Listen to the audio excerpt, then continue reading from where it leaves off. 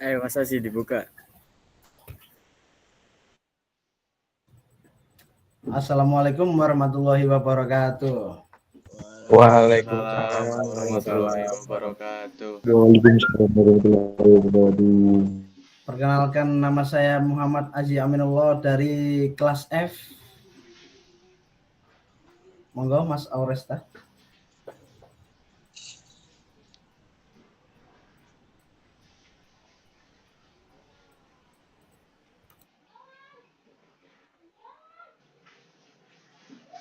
Perkenalkan, nama saya Hugo Sinaga dengan NIM 177 dari kelas TS 2024F. Selanjutnya, Perkenalkan, nama saya Raffi Syah Majid Nasaklah dari kelas F NIM 099.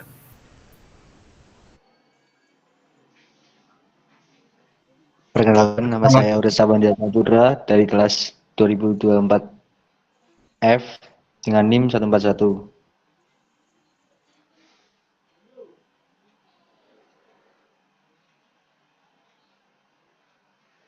Perkenalkan, nama saya Aldi Faru Sartono dari kelas F dengan NIM 045. Perkenalkan, nama saya Alif Azhar Muhammad dari kelas F NIM 200. Perkenalkan, nama saya Muhammad Jeddah Al-Ghifari dari kelas F NIM 145. Perkenalkan, nama saya Dusbit Gulanariak dari kelas F dengan NIM 130.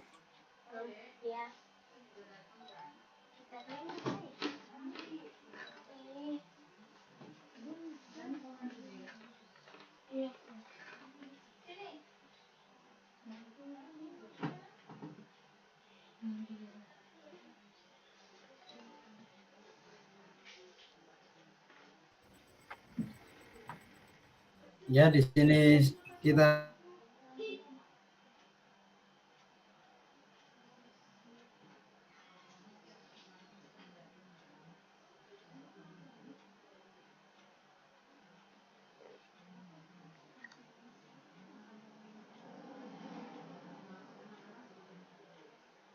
Asik.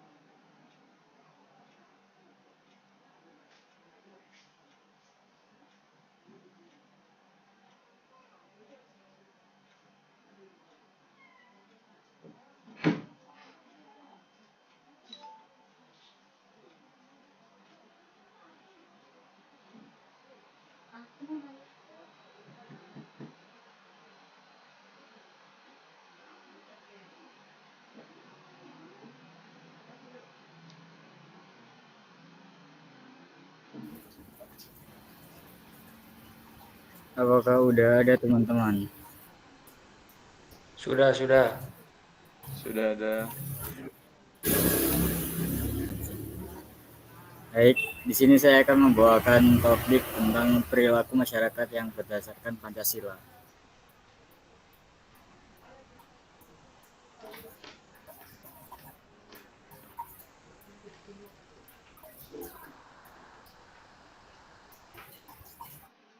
Latar belakang dari topik yang saya bawa adalah Pancasila adalah sebagai dasar negara, kemudian implementasi nilai-nilai Pancasila pada peradaban sekarang, dan terakhir adalah tantangan penerapan Pancasila di era society 5.0.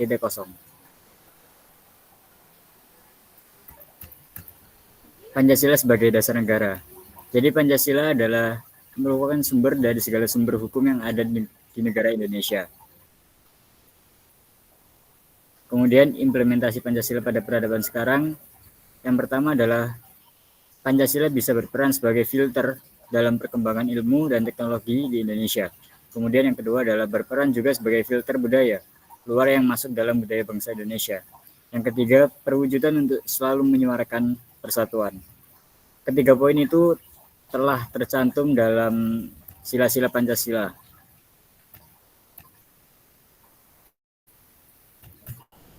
Dan yang terakhir adalah tantangan penerapan Pancasila di era society 5.0.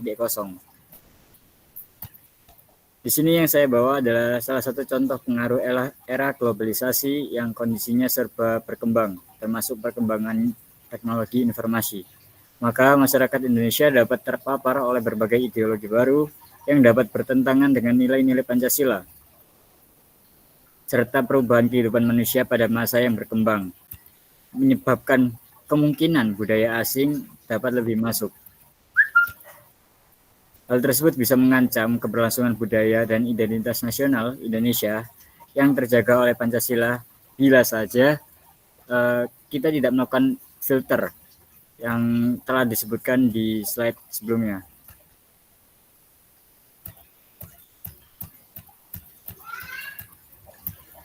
Diskusi yang saya ambil di sini adalah lantas dengan berbagai tantangan tersebut, apakah Pancasila masih relevan di era sekarang? Serta bagaimana jika tantangan tersebut tidak segera diberikan solusi.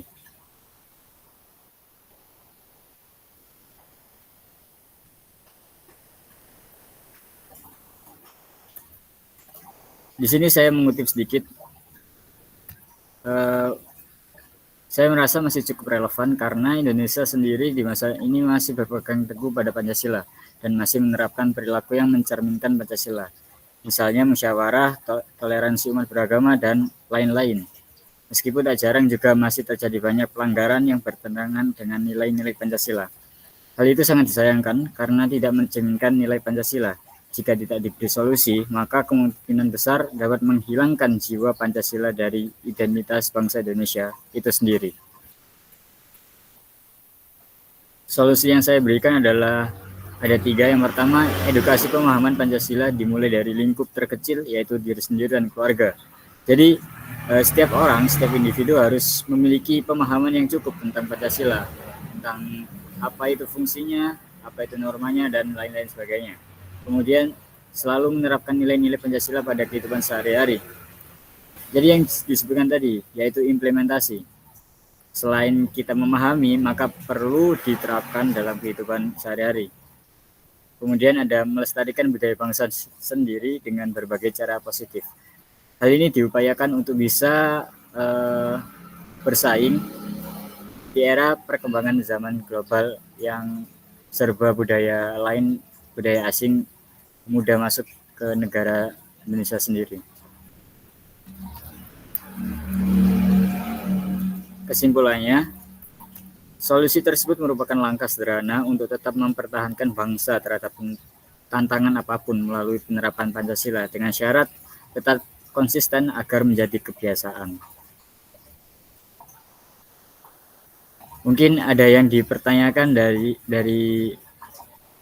dari PowerPoint yang saya bawakan.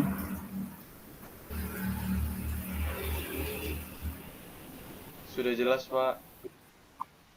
Sampun, Mas.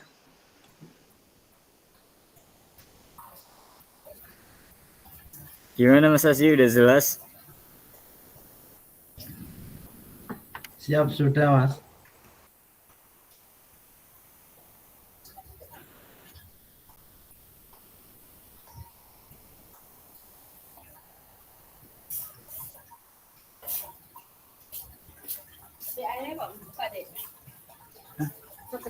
Garo. Enggak, itu loh keran. Garo, Mbak.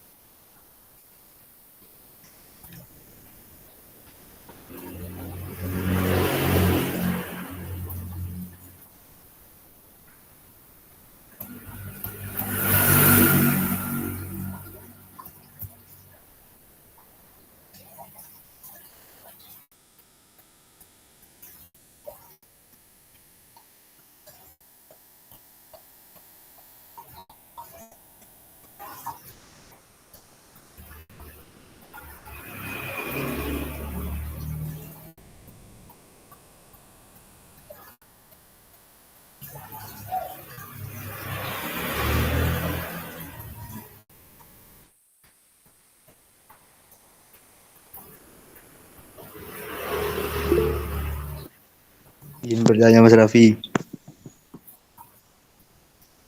Ya, gimana sih? Silakan. Bagaimana cara memfilter globalisasi yang masuk di Indonesia?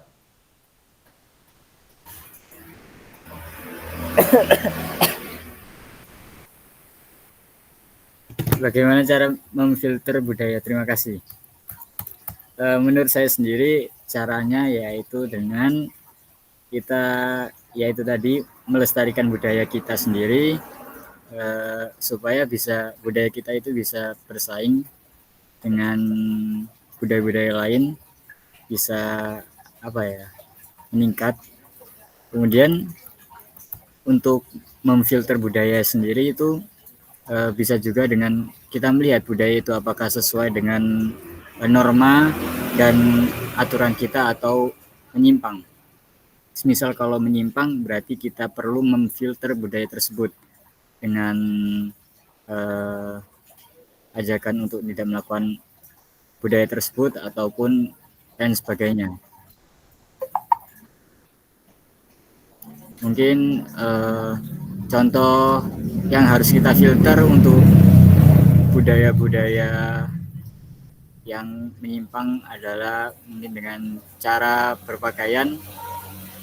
Kan mayoritas kita adalah umat muslim ya. Jadi bagaimana caranya kita untuk menghormati aturan berpakaian.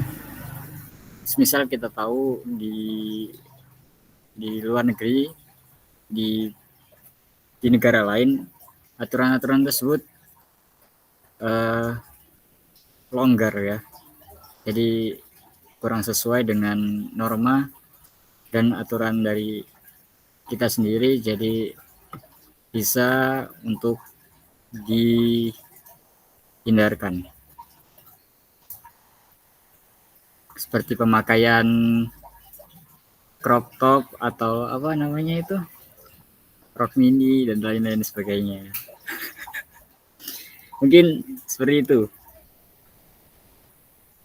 Baik, terima kasih. Baik, karena nggak ada pertanyaan lagi ya, jadi saya izin untuk undur diri Mas Azi. Terima kasih, kurang lebihnya mohon maaf. Wassalamualaikum warahmatullahi wabarakatuh. Waalaikumsalam warahmatullahi wabarakatuh. Selanjutnya, silahkan.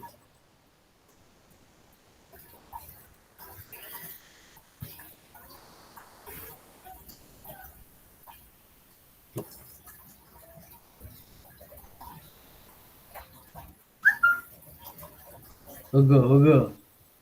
Silakan, Hugo Sinaga, mempresentasikan diri. Baik, saya akan mempresentasikan topik yang pertama.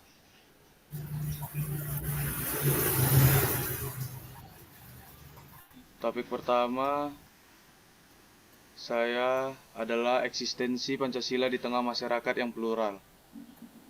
Perkenalkan, nama saya Hugo Sinaga dari S1 TS 2024F dengan NIM 177.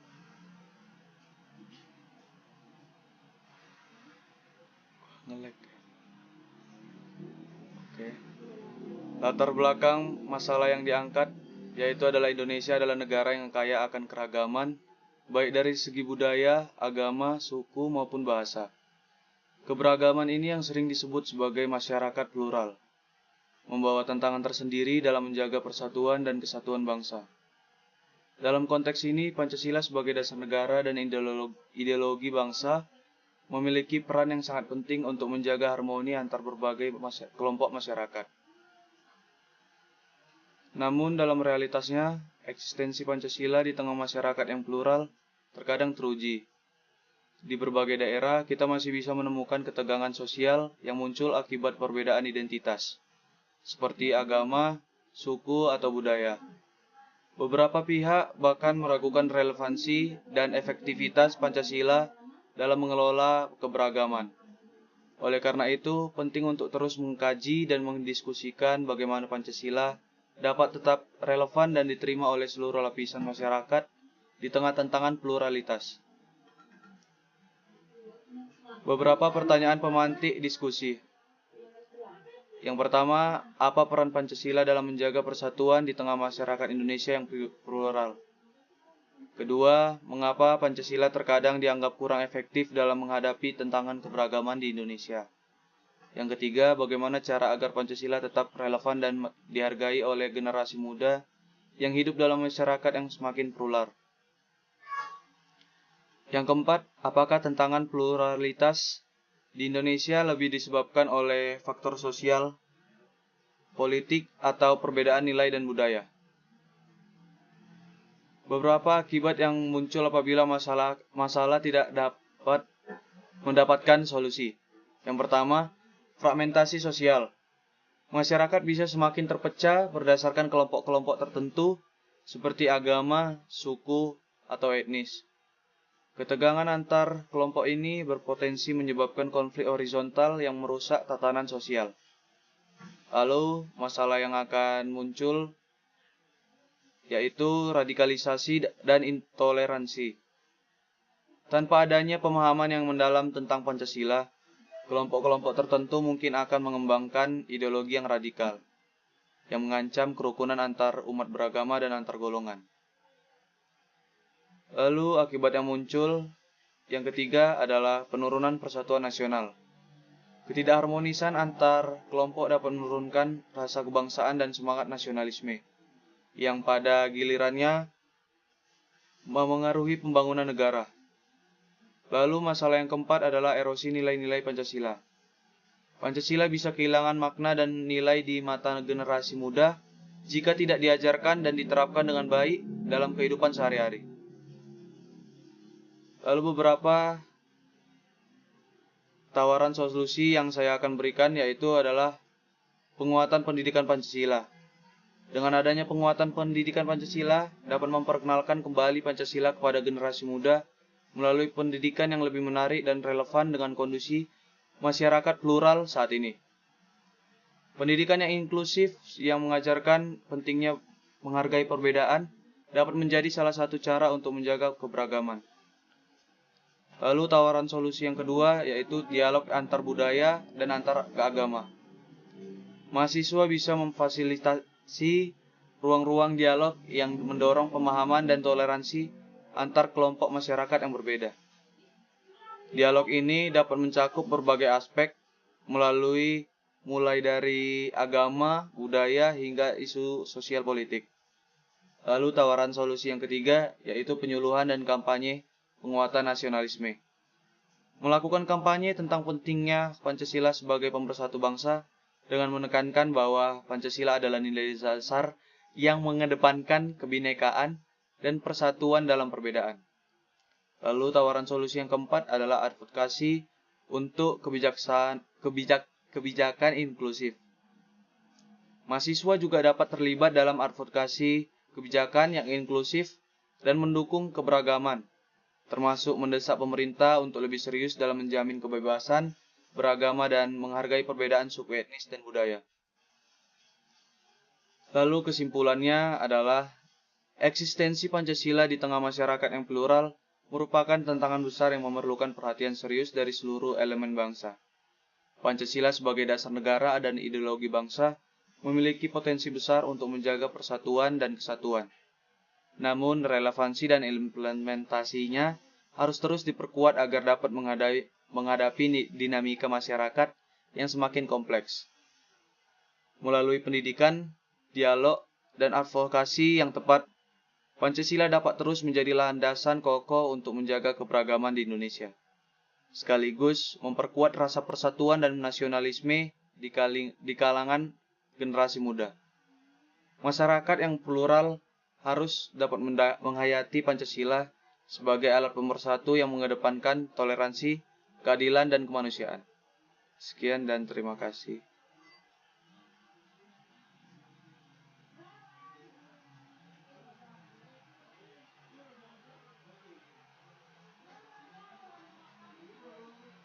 Apakah ada pertanyaan, teman-teman? Atau ada yang kurang? Ya, silakan, Pak Aziz.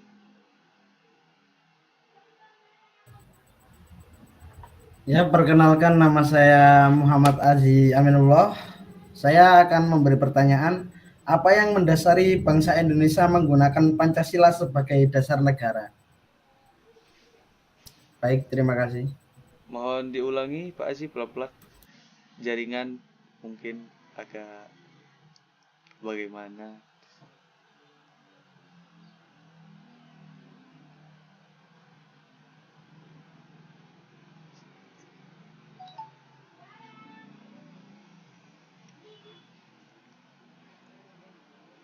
Apa yang mendasari Indonesia sebagai apa, Pak Aziz?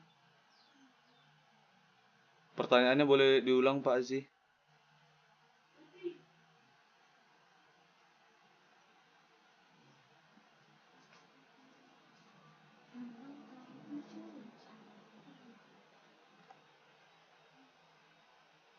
Halo Pak Aziz, pertanyaannya boleh diulang? Siap. Apa yang mendasari bangsa Indonesia menggunakan Pancasila sebagai dasar negara? Oh, oke. Bagaimana Pak Ugo? Oke, Apakah sudah jelas? sudah jelas. Sebentar ya Pak Aziz Baik. ya. Saya membaca buku tentang sejarah.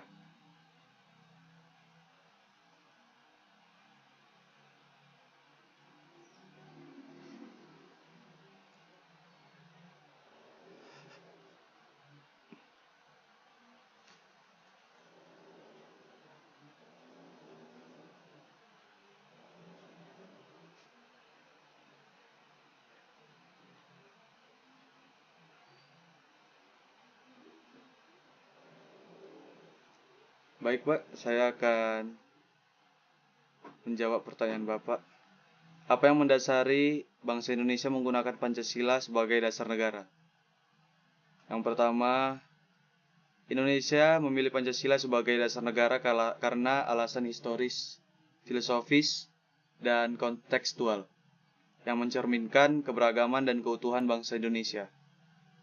Jadi alasan pertama yang mendasarinya yaitu karena adanya keberagaman di Indonesia. Kita terdiri dari berbagai suku, agama, budaya, dan bahasa. Pancasila itu sendiri dirancang untuk menjadi landasan pemersatu bangsa yang mencakup semua elemen masyarakat tanpa memihak kelompok tertentu. Lalu alasan yang kedua adalah sejarah perjuangan bangsa. Pancasila merupakan hasil konsensus nasional yang dirumuskan oleh para pendiri bangsa, termasuk dalam sidang BPU PKI. Nilai-nilai yang terkandung dalam Pancasila mencerminkan aspirasi perjuangan rakyat Indonesia untuk merdeka dari penjajahan. Lalu alasan yang ketiga yaitu pandangan filosofis bangsa. Pancasila digali dari nilai-nilai luhur yang sudah ada dalam kehidupan masyarakat Indonesia, seperti gotong royong, musyawarah, dan penghormatan terhadap keberagaman. Dengan demikian, Pancasila tidak diimpor dari luar, tetapi berakar dari kebudayaan bangsa sendiri. Bagaimana, Pak Aziz? Sekian. Baik Mas, sudah jelas. Oke, terima kasih.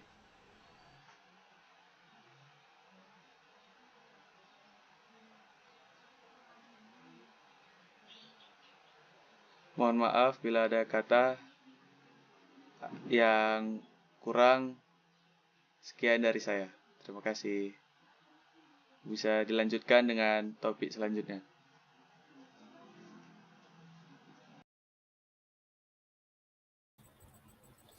Baik, terima kasih. Topik selanjutnya akan dilanjutkan oleh Bapak Adios. Terima kasih.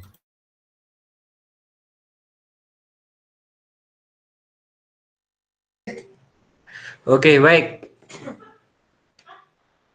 Sebentar. Oh, jawab.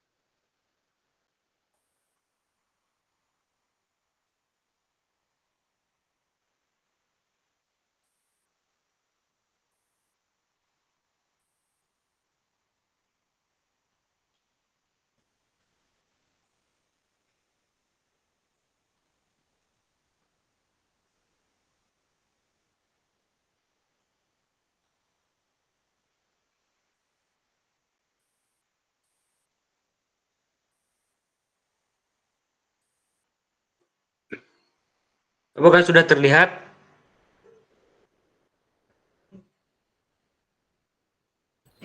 Siap, sudah, Mas. Oke. Oke, baik. Pertama, saya ingin memperkenalkan diri. Perkenalkan, nama saya Desbuit Gulanadiak dari kelas F dengan NIM 130. Di sini saya ingin mempresentasikan topik yang ke-6 dengan judul menangkal radikalisme, separatisme, terorisme dengan Pancasila. Untuk pengertiannya, yang pertama, radikalisme adalah paham yang ekstrim dan ingin mengubah sistem secara dramatis. Separatisme adalah gerakan yang ingin memisahkan diri dari negara. Dan terorisme adalah paham yang berdasarkan teori dan tanpa pertimbangan realitas. Ada beberapa kepentingan Pancasila, yaitu yang pertama, Pancasila sebagai dasar negara dan ideologi bangsa Indonesia. Dan yang kedua, peran Pancasila dalam menjaga persatuan dan kesatuan. Berikut beberapa nilai-nilai Pancasila dalam 5 silanya. Yang pertama, sila pertama, ketuhanan yang Maha Esa. Penghormatan terhadap kebebasan beragama dan peningkatan toleransi antar umat beragama. Untuk sila kedua, menghargai hak asasi manusia dan mencegah tindakan yang melanggar kemanusiaan. Untuk sila ketiga, yaitu meningkatkan rasa cinta tanah air dan memperkokoh persatuan dan kesatuan bangsa. Yang keempat, meningkatkan partisipasi masyarakat dalam mengambil keputusan. Dan yang kedua, mendengarkan aspirasi masyarakat melalui musyawarah. Dan terakhir, sila kelima, pemerataan ekonomi untuk mengurangi kesenjangan dan pemberdayaan masyarakat untuk meningkatkan kesejahteraan. Berikut beberapa implementasi strategi. Yang pertama yaitu penguatan pendidikan berkarakter. Untuk poin pertama, pendidikan nilai-nilai Pancasila sejak dini, dan kedua, program pendidikan kewarganegaraan. Selanjutnya, yang kedua, pembinaan ideologi. Pembinaan ideologi memiliki 2 poin, yaitu yang pertama, kegiatan yang dilakukan oleh lembaga pemerintah dan masyarakat. Dan yang kedua itu sosialisasi Pancasila sebagai filter ideologi. Yang ketiga itu penegakan hukum. Dibagi atas 2 poin juga, yaitu yang pertama, penegakan hukum yang tegas dan adil. Dan yang kedua, pemberian sanksi kepada perilaku radikalisme dan terorisme. Yang keempat, kerjasama antar komunitas.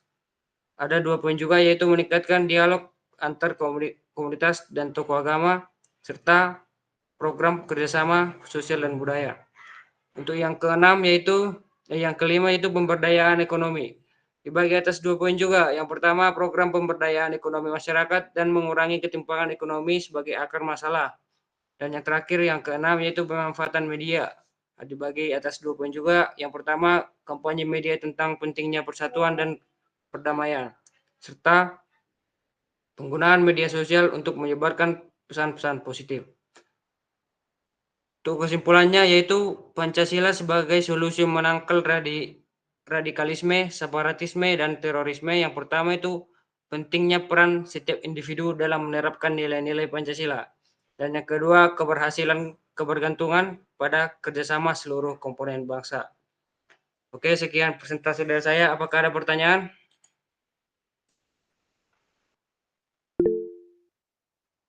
Oke, baik. Mas Oresta. Bagaimana cara menciptakan rasa cinta tanah air kepada masyarakat? Bisa diulang, Mas? Bagaimana cara menciptakan rasa cinta tanah air di kalangan masyarakat? Bagaimana Cara menciptakan rasa cinta tanah air di kalangan masyarakat? Cinta tanah air dalam apa, Mas? Di kalangan masyarakat. Oh, di kalangan masyarakat. Oke, sebentar ya, Mas.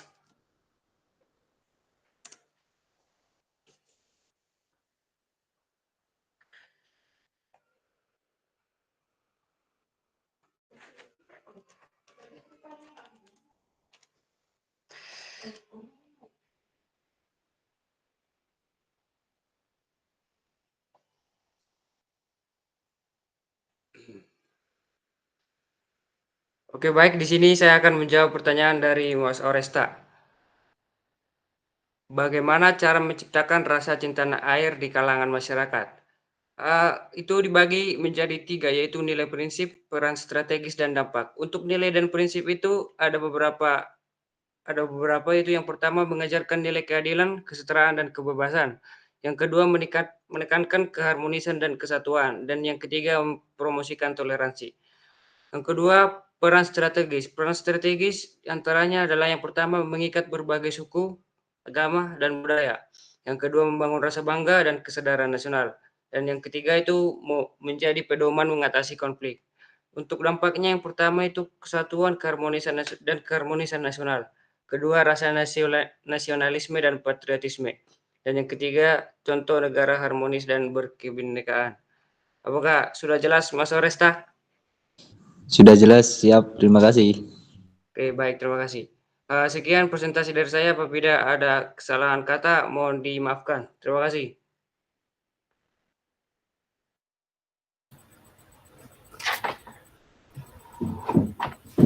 Baik, selanjutnya presentasi akan dilakukan oleh Mas Aldi.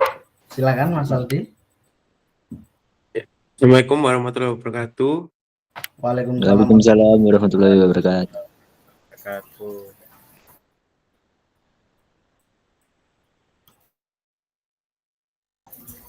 Aziz, Belum terlihat ya? tak bantu presentasi ya? Dari HP tak kamu? Iya, Tak bantu aja. kelihatan nggak? Kirim di grup. Udah.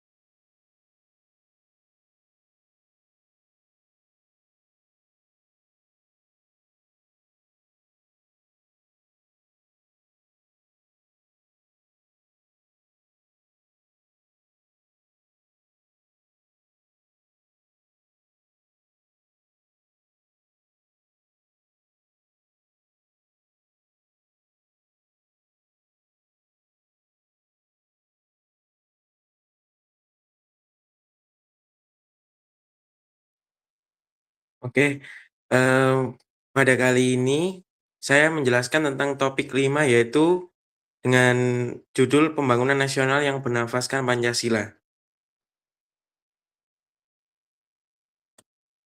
Apa itu pembangunan nasional yang bernafaskan Pancasila? Pembangunan nasional yang bernafaskan Pancasila adalah proses pembangunan di Indonesia yang berlandaskan dan menjadi nilai-nilai Pancasila sebagai pedoman utama. Dalam hal ini, seluruh aspek pembangunan baik ekonomi, sosial budaya, maupun politik diarahkan untuk mencerminkan prinsip-prinsip Pancasila.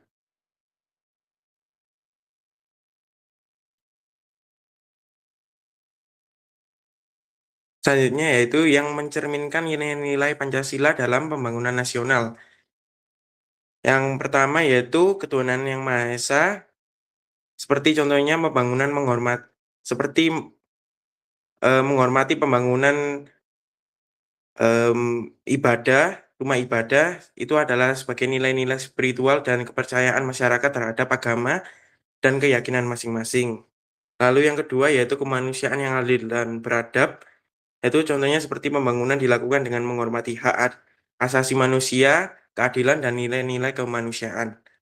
Yang ketiga yaitu persatuan Indonesia adalah mengedepankan persatuan dan kesatuan bangsa dalam setiap upaya pembangunan.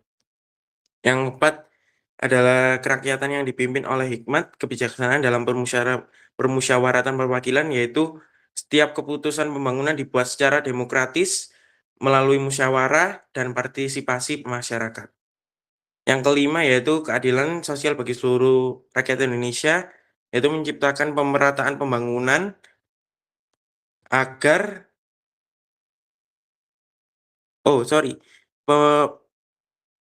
menciptakan pemerataan pembangunan agar manfaatnya dapat dirasakan oleh seluruh rakyat tanpa diskriminasi.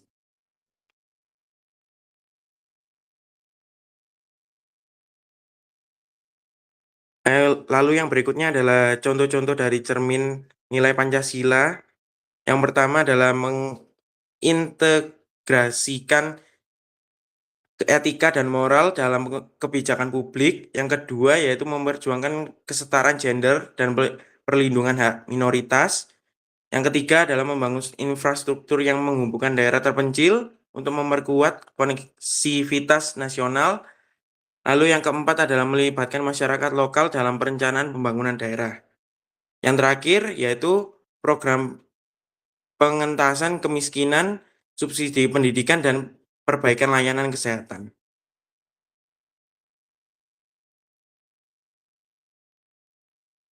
Berikutnya yaitu ciri utama pembangunan nasional yang bernafaskan Pancasila. Yang pertama adalah berorientasi pada kesejahteraan seluruh rakyat. Yang kedua mengutamakan nilai keadilan, solidaritas, dan gotong royong. Dan yang ketiga adalah menjaga keseimbangan antara modernisasi dan pelestarian budaya serta lingkungan. Selanjutnya, yaitu prinsip pembangunan nasional bernafaskan Pancasila, yaitu berorientasi pada kesejahteraan rakyat. Pembangunan dilakukan untuk meningkatkan kualitas hidup rakyat, bukan hanya mengejar pertumbuhan ekonomi semata.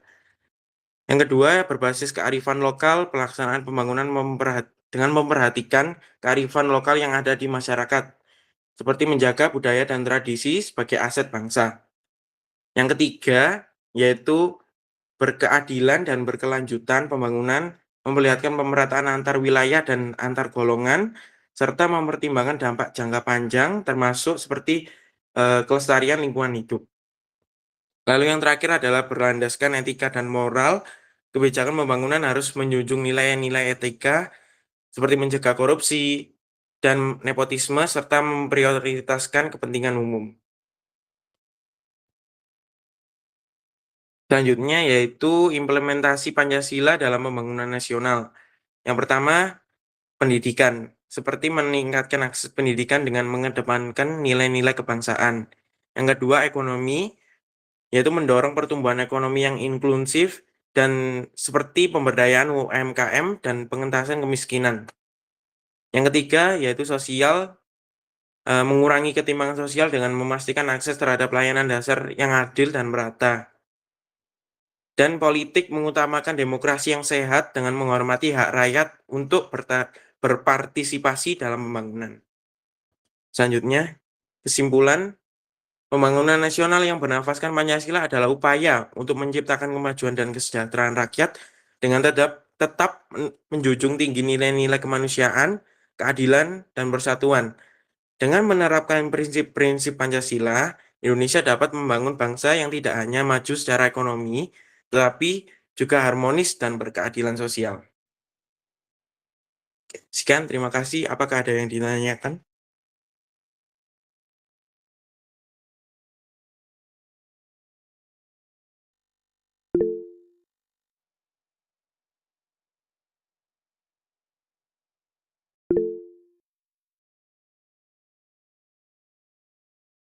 Ya, Mas Hazi.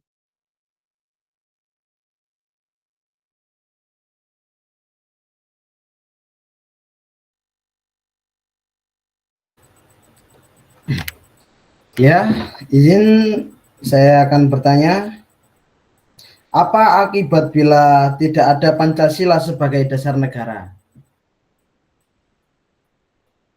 Terima kasih.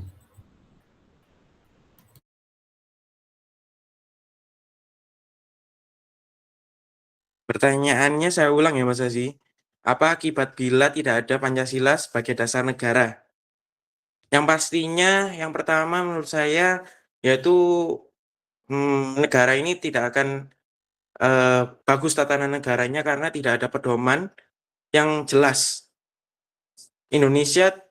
Seperti Indonesia tidak memiliki landasan ideologi yang menyatukan keberagaman suku, budaya, dan agama. Hal ini bisa memicu konflik antar budaya, antar suku, dan kelompok karena tidak ada nilai bersama yang dijunjung tinggi. Gitu, Mas Aziz. Apakah sudah jelas? Ya, Mas, sudah jelas. Ya. Terima kasih, Mas. Oke, sekian dari saya. Wassalamualaikum warahmatullahi wabarakatuh. Waalaikumsalam warahmatullahi wabarakatuh. Waalaikumsalam warahmatullahi wabarakatuh. Selanjutnya, saya akan mempresentasikan diri.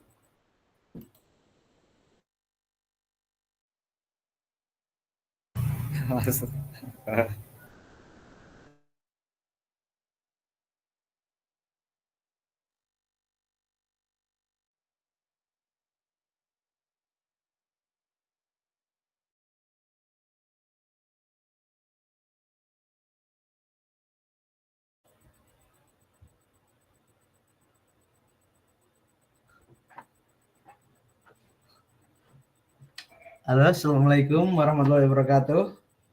Waalaikumsalam warahmatullahi wabarakatuh. Muhammad Haji Aminullah dari kelas F dengan NIM 248. Apakah sudah terlihat? Sudah. Di sini saya akan menjelaskan etika berpolitik sesuai Pancasila. Etika berpolitik sesuai Pancasila mengacu pada prinsip-prinsip moral dan nilai-nilai yang terkandung dalam Pancasila sebagai dasar negara Indonesia yang harus dipegang teguh oleh setiap individu, partai politik, dan lembaga politik dalam menjalankan aktivitas politik. Pancasila terdiri dari 5 sila yang masing-masing mencerminkan nilai-nilai dasar yang dapat dijadikan pedoman dalam berpolitik. Berikut adalah beberapa contoh etika berpolitik sesuai Pancasila. Menyadari bahwa segala perbuatan dan mendapatkan balasan dari Tuhan, sehingga menghindari kecurangan dan perbuatan tidak terpuji.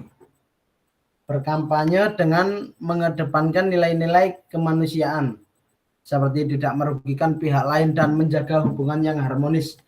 Mematuhi peraturan dalam berkampanye demi keselamatan dan keamanan bersama, menjalankan kekuasaan dalam negara sesuai dengan asas legalitas, yaitu dijalankan sesuai dengan hukum yang berlaku, menjalankan kekuasaan dalam negara secara demokratis. Seluruh kebijakan yang diambil harus mendapat legitimasi rakyat, menghargai perbedaan pendapat dan mengutamakan kepentingan umum dibandingkan dengan kepentingan golongan atau egoisme. 1. Sila ketuhanan yang Maha Esa, menjunjung tinggi moralitas dan kejujuran, menghormati kebebasan beragama.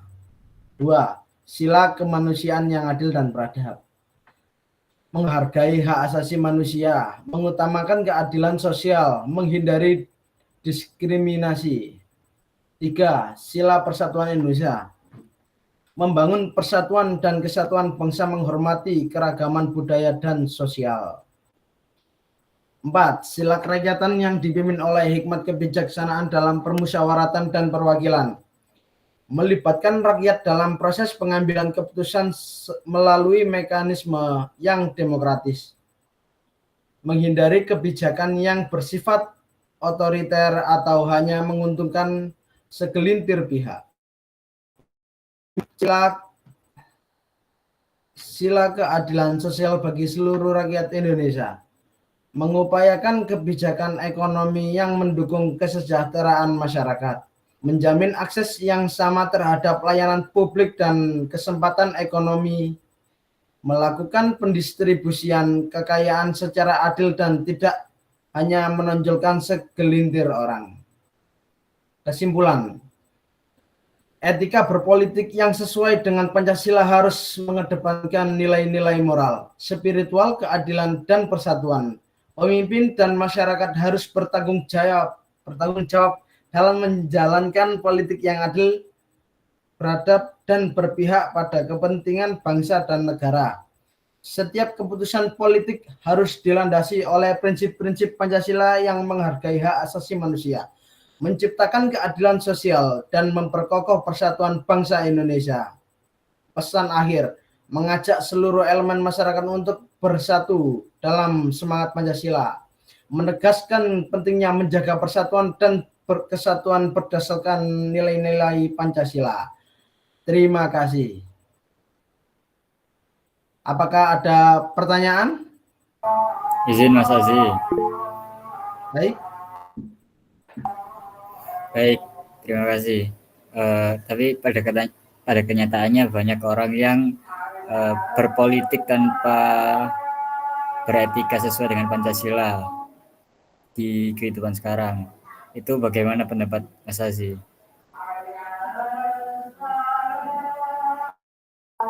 Contohnya seperti melanggar konstitusi. Mohon maaf, apakah bisa diulangi? Soalnya kurang jelas, Mas Raffi. Baik,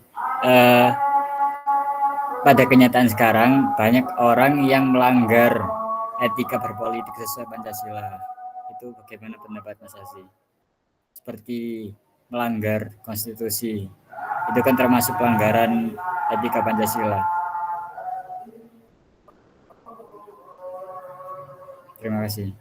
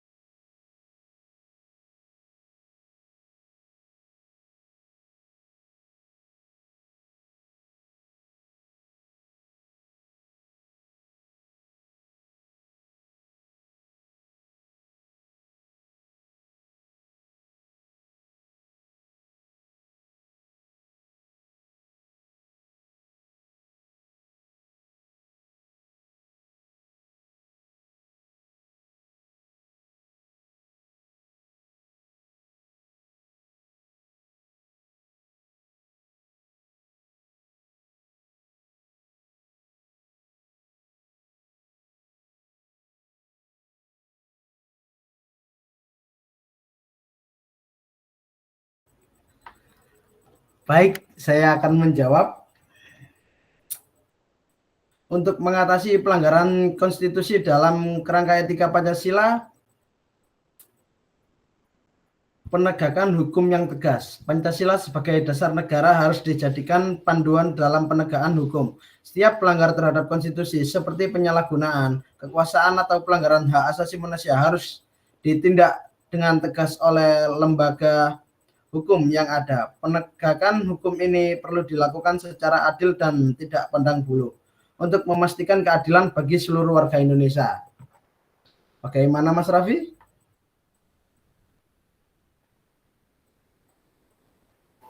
Ya sudah wis.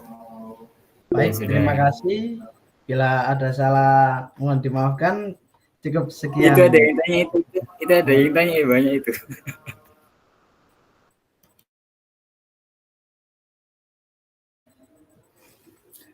Ya, selanjutnya Mas Alif. Silakan.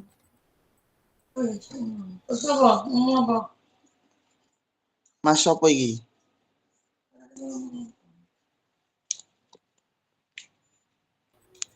Mas Alif Azhar. Oke. Bismillahirrahmanirrahim.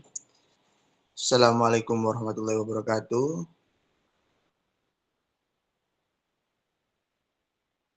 Waalaikumsalam warahmatullahi wabarakatuh. Waalaikumsalam. Waalaikumsalam warahmatullahi wabarakatuh. Alhamdulillah. Di malam yang cerah ini saya akan berpresentasi.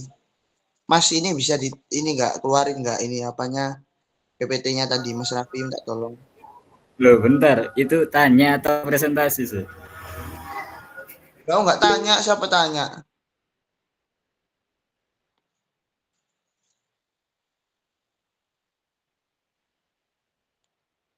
Oke.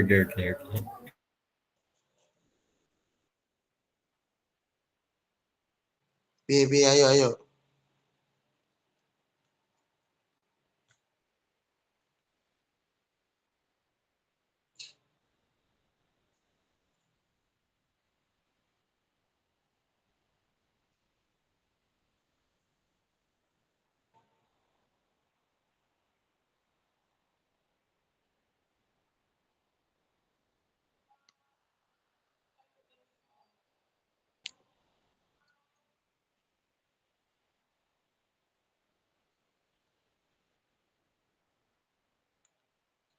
Oke, bismillahirrahmanirrahim.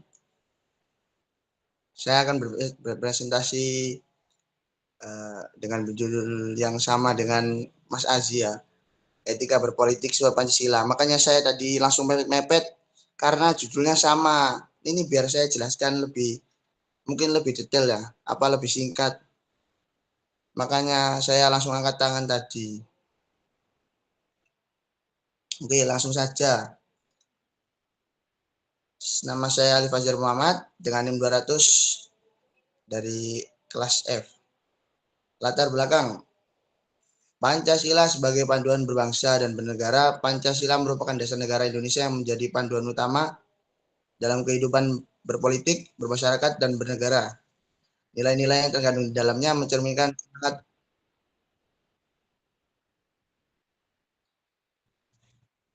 Oke. Mas Raffi minta tolong. Oke, saya ulangi. Latar belakang Pancasila sebagai panduan berbangsa dan bernegara. Pancasila merupakan dasar negara Indonesia yang menjadi panduan utama dalam kehidupan berpolitik, bermasyarakat, dan bernegara. Nilai-nilai yang terkandung di dalamnya mencerminkan semangat persatuan, keadilan, dan kemanusiaan. Next. Oke, pendahuluan. Apa itu etika berpolitik? Etika berpolitik adalah prinsip moral yang memandu perilaku individu dan kelompok dalam politik. Mengapa harus sesuai dengan Pancasila dalam beretika dalam politik? Karena Pancasila adalah ideologi negara Indonesia yang mencerminkan nilai-nilai bangsa. Next. Berikut adalah contoh Pancasila sebagai landasan etika berpolitik. Dalam sila ke-1 yaitu menghormati nilai agama dalam kebijakan publik. Ya, dalam sila kedua mengedepankan hak asasi manusia. Sila ketiga menghindari politik identitas yang memecah belah. Dalam sila keempat mengutamakan musyawarah untuk mufakat. Sila kelima tidak memanfaatkan jabatan untuk keuntungan pribadi. Next. Berikut adalah pelanggaran-pelanggaran etika politik. Yang pertama, menyebarkan hoaks untuk kepentingan politik. Yang kedua, kampanye hitam atau ujaran kebencian. Yang ketiga, memanfaatkan jabatan untuk nepotisme. Next. Sesi diskusi. Yang pertama, dengan berbagai masalah pada politik pada era ini. Apakah Pancasila masih relevan sebagai landasan etika berpolitik? Yang kedua, dan bagaimana masalah politik itu tidak segera diberikan solusi? Setelah ini ada tanggapan diskusi dari saya sendiri. Saya rasa sangat cukup ya, Pancasila sangat relevan untuk digunakan sebagai kiblat berpolitik. Karena di Pancasila kita diajarkan, maaf itu salah ya, itu tulisannya dihargai. Tapi seharusnya diajarkan. Di Pancasila kita diajarkan untuk saling menghormati secara sama dan diajarkan untuk memberikan hak yang seharusnya diberikan, bergotong royong, dan masih banyak yang lainnya. Next. Berikut ada solusi dari saya agar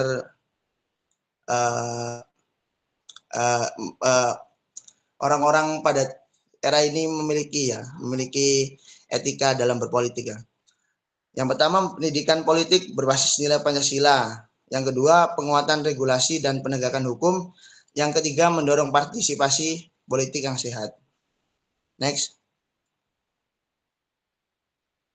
Yang terakhir, kesimpulan presentasi. Yang pertama, Pancasila adalah panduan utama berpolitik yang bermoral.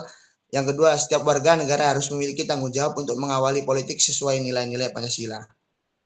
Oke, cukup sekian. Terima kasih dari saya. Apakah ada yang bertanya? Apakah ada yang ingin bertanya?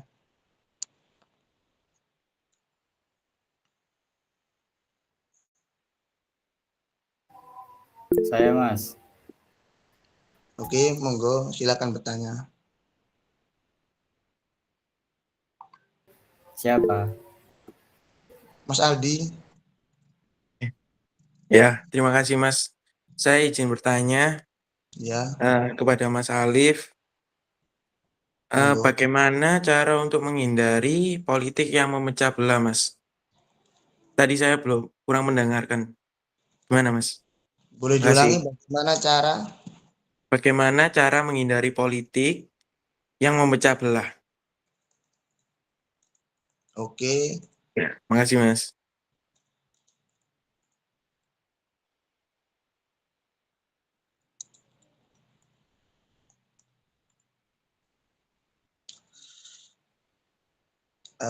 Bagaimana cara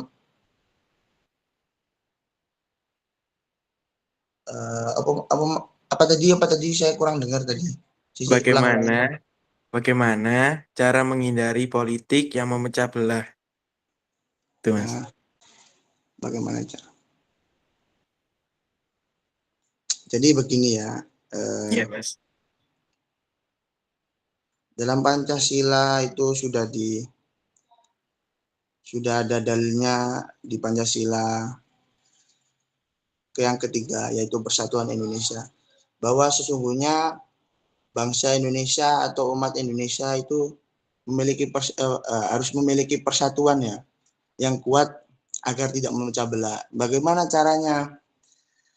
Caranya harus mempunyai komunikasi yang baik dengan ya teman-temannya atau saudara-saudaranya atau sanak-sanaknya yang lain. Ya, pokoknya jangan sering gaduh-gaduh biar nggak pecah belah. Nanti ini gelut-gelut semua nanti. Ya, itu jawaban dari saya, mungkin bisa dipahami. Maaf. Baik, Mas. Bisa, Mas. Makasih, Mas. Maafkan saya. Ya, barang siapa yang mau bertanya silakan. Atau sudah? Ya, Mas Adios, boleh. Oke, baik. Saya ingin bertanya. Tadi Masnya presentasi mengenai adab dalam berpolitik ya? Ya, etika. Nah, etika. Nah, pastinya berpolitik itu pasti ada politikus ya. Nah, ya. Nah, jadi pertanyaan saya, apakah politikus yang suka berbohong itu bisa disebut beradab? Sekian, terima kasih. Di sini emang saya tidak berbicara tentang politikus ya, tapi kita akan jelaskan dikit-dikit apakah politikus itu beradab? Ya, kita lihat saja selama ini politikus bagaimana, beradab atau tidak. Apakah Anda melihat apakah beradab atau emang kayak hewan ya? Maaf Mas, pertanyaan saya tadi politikus yang suka berbohong, bukan semua politikus. Ya, kalau sudah ada berbohong itu berarti sudah tidak beradab ya, teman. Karena berbohong udah pasti itu dosa. Dalam semua agama, berbohong itu dosa. Apalagi politikus berbohong, udah politikus, banyak korupsi, bohong lagi. Ya, apakah jawaban saya membantu, Mas Adios? Ya Mas, terima kasih membantu. Apakah ada pertanyaan lagi? Astagfirullah. Mas Raffi? Baik Mas, pertanyaan saya apakah di 2024 ini masih terjadi nepotisme? Kalau ada bisa disebutkan. Ini Masnya bertanya apa suruh saya menyebutkan atau bagaimana? Iya bertanya itu Mas, saya nggak tahu siapa soalnya. Emang ada ya? Emang udah Setahu 2024 saya masih nepotisme nepotisme? tidak akan berhenti sampai Anda menjadi presiden lagi, Mas. Setahu saya. Nepotisme akan berlanjut sampai Anda menjadi presiden lagi, mungkin Anda yang akan memberhentikan nepotisme itu.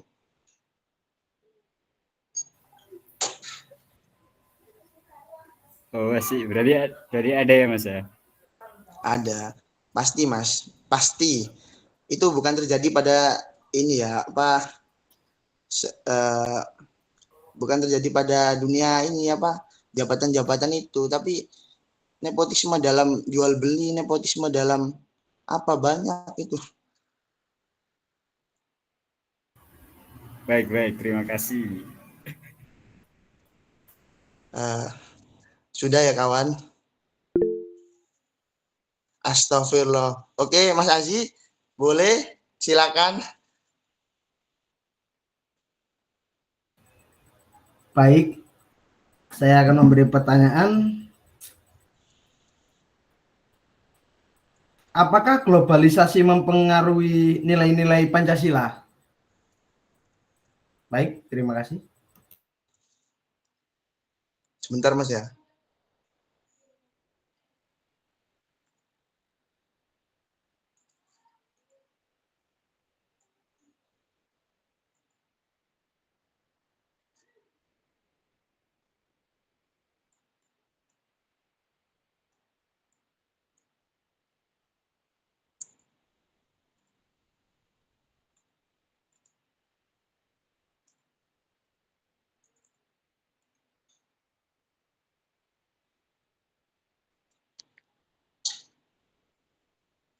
Oke. Globalisasi itu juga mempengaruhi Mas Aziz. Dia juga memiliki pengaruh negatif seperti lunturnya nilai-nilai Pancasila.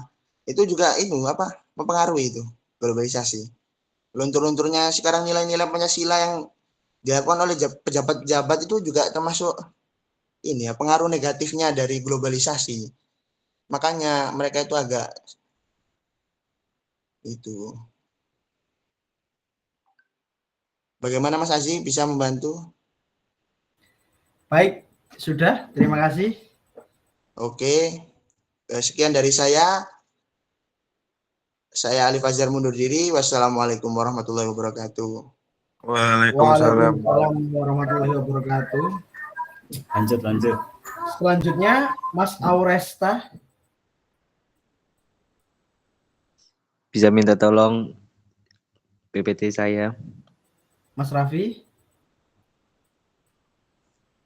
Oke.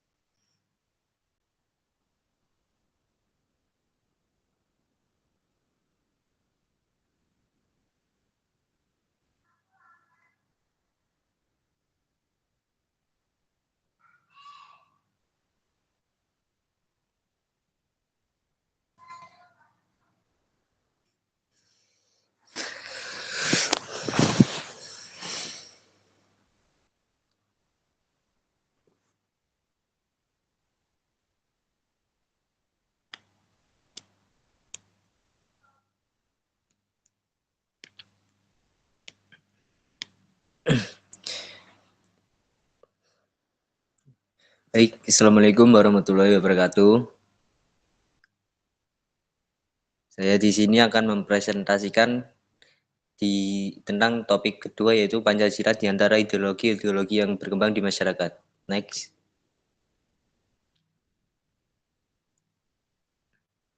Baik, pertama definisi Pancasila. Apa itu Pancasila? Pancasila adalah ideologi dasar negara Indonesia yang mencerminkan nilai luhur dan menjadi pedoman dalam kehidupan berbangsa dan bernegara. Lanjut.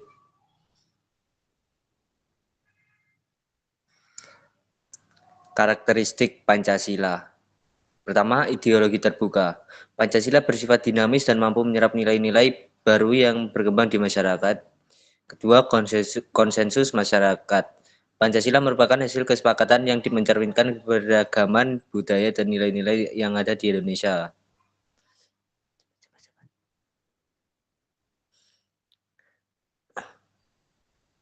Pancasila di tengah ideologi lain. Perbandingan dengan ideologi lain. Pertama, berbandingan dengan ideologi liberalisme. Pancasila mengakui pentingnya kebebasan individu, tetapi tetap dalam kerangka nilai sosial yang lebih luas. Kedua, berbandingan dengan ideologi sosialisme. Pancasila juga mengandung elemen sosialisme, terutama dalam hal keadilan sosial dan kesejahteraan masyarakat. Next. Tantangan ideologi transnasional. Pancasila menghadapi tantangan dari ideologi global seperti komunisme dan ekstremisme yang dapat mengancam persatuan dan kesatuan bangsa.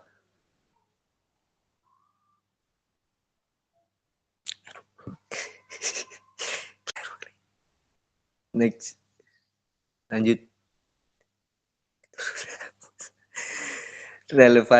Relevansi Pancasila di era milenial. Adaptasi terhadap globalisasi. Pancasila tetap relevan dalam menghadapi arus globalisasi dengan tetap mempertahankan identitas nasional. Pendidikan dan pembinaan. Pentingnya pendidikan ideologi Pancasila di kalangan generasi-generasi muda untuk menjaga nilai-nilai kebangsaan dan memperkuat rasa cinta tanah air. Kesimpulan, Pancasila sebagai ideologi negara Indonesia memiliki peran penting dalam mempersatukan keberagaman dan menghadapi tantangan ideologi lain yang berkembang di masyarakat. Dengan sifatnya yang terbuka dan dinamis, Pancasila mampu beradaptasi dengan perubahan zaman sambil tetap menjaga nilai-nilai dasar yang menjadi identitas bangsa.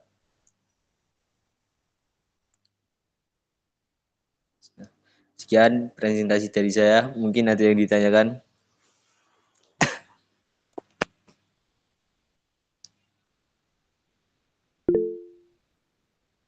Baik.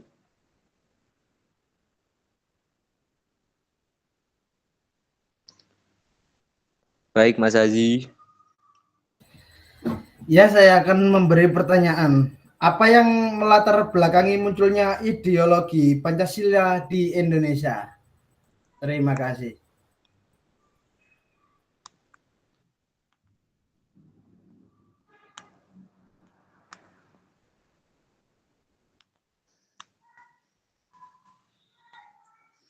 Baik, saya akan menjawab. Sejarah lahirnya Pancasila berawal dari pemberian janji kemerdekaan Indonesia kepada bangsa Indonesia oleh Perdana Menteri Jepang saat itu pada tanggal 7 September 1944. Janji ini diberikan oleh Jepang untuk menarik simpati bangsa Indonesia agar bersedia membantu Jepang dalam melawan sekutu. Dan Pancasila dilatar belakangi oleh hasil sidang BPUPKI pertama yang beragendakan menyusun dasar negara Indonesia.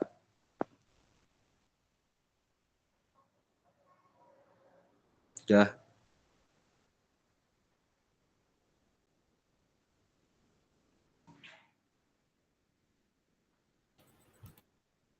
Baik, Mas Haji.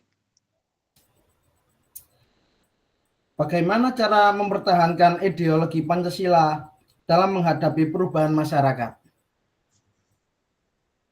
Apa? Bagaimana cara mempertahankan ideologi Pancasila dalam menghadapi perubahan masyarakat?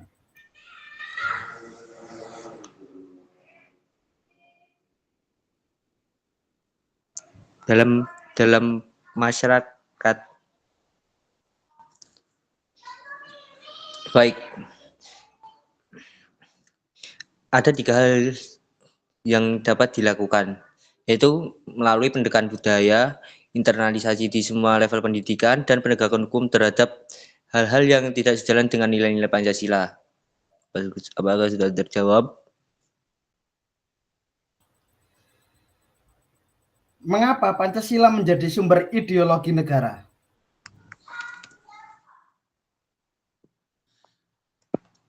Karena Pancasila memiliki nilai-nilai falsafah mendasar dan rasional. Dan Pancasila merupakan pedoman bagi masyarakat Indonesia dalam menjalankan aktivitas kehidupan berbangsa dan bernegara. Apakah sudah terjawab? Baik, Mas Resta, terima kasih. Baik. Sekian dari saya akhiri. Wassalamualaikum warahmatullahi wabarakatuh. Waalaikumsalam warahmatullahi wabarakatuh. Ya.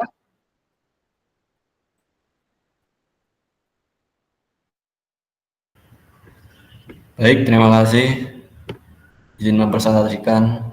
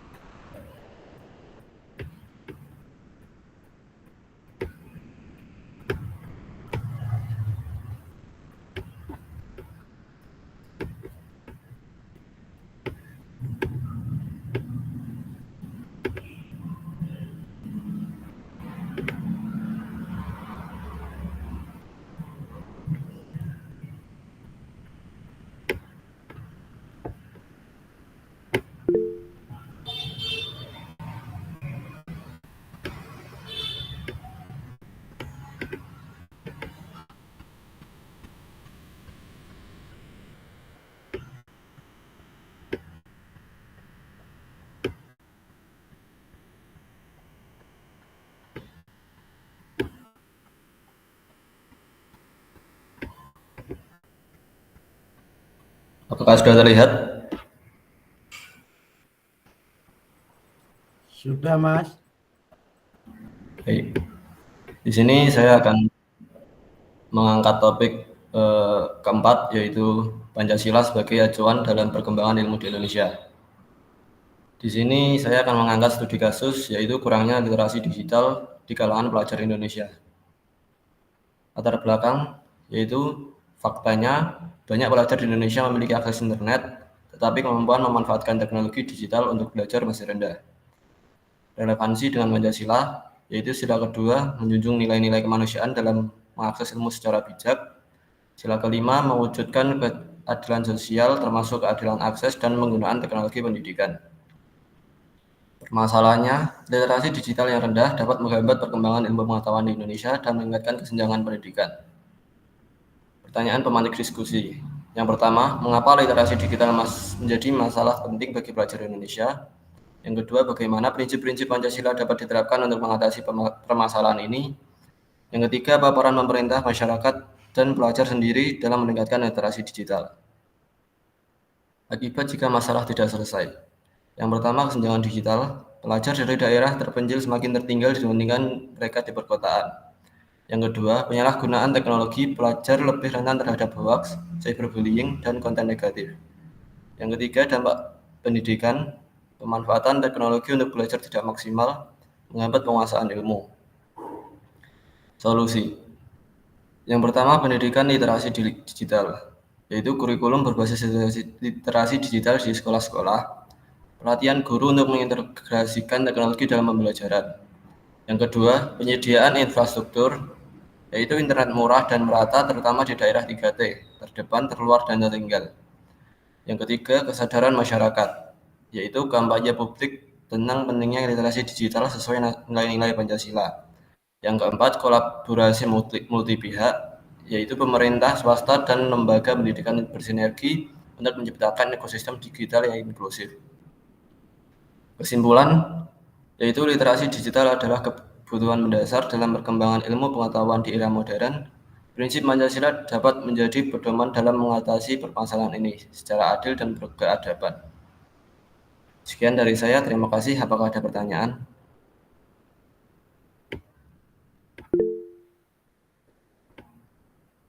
Baik, Mas Aziz, silakan.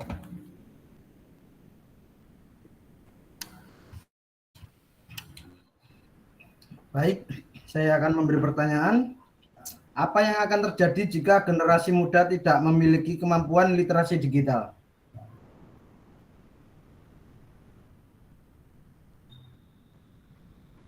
Baik.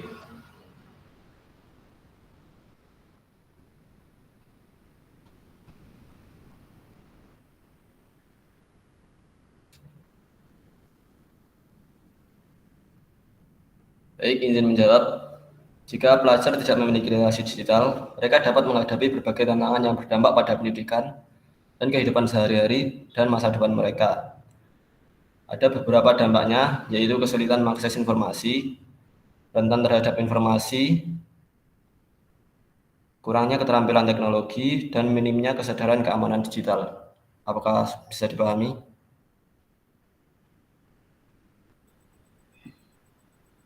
Bagaimana strategi untuk meningkatkan literasi digital?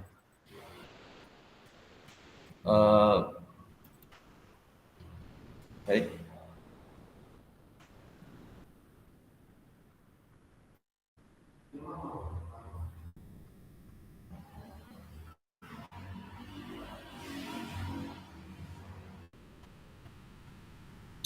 Untuk meningkatkan literasi digital memerlukan pendekatan terintegrasi yang melibatkan berbagai pihak, termasuk pemerintah, sekolah, keluarga, dan komunitas. Beberapa strategi untuk meningkatkan literasi. Yang pertama, integrasi dalam kurikulum pendidikan. Yang kedua, pelatihan guru dan tenaga pendidik. Yang ketiga, penyediaan infrastruktur digital. Yang keempat, pendidikan orang tua dan masyarakat. Yang kelima, program kampanye dan sosialisasi. Apakah bisa dipahami?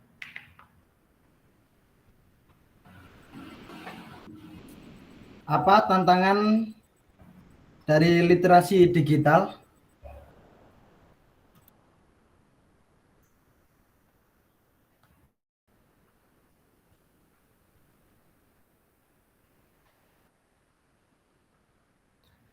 Literasi digital memiliki berbagai tantangan yang dapat menghambat implementasi dan pengembangannya. Yang pertama, kesenjangan akses atau teknologi digital divide. Yang kedua, kurangnya kesadaran akan pentingnya literasi digital. Yang ketiga, minimnya infrastruktur dan sumber daya. Yang keempat, kurangnya kompetensi guru dan tenaga pendidik. Yang kelima, tantangan keamanan dan privasi. Gimana Mas Aziz? Baik Mas, bisa dipahami. Oke, terima kasih.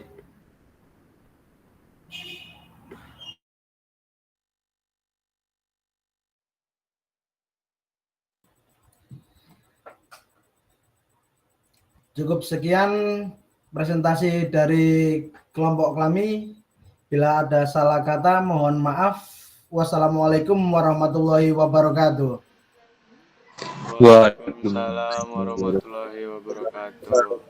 Terima kasih semuanya sudah mempresentasikan topik ini.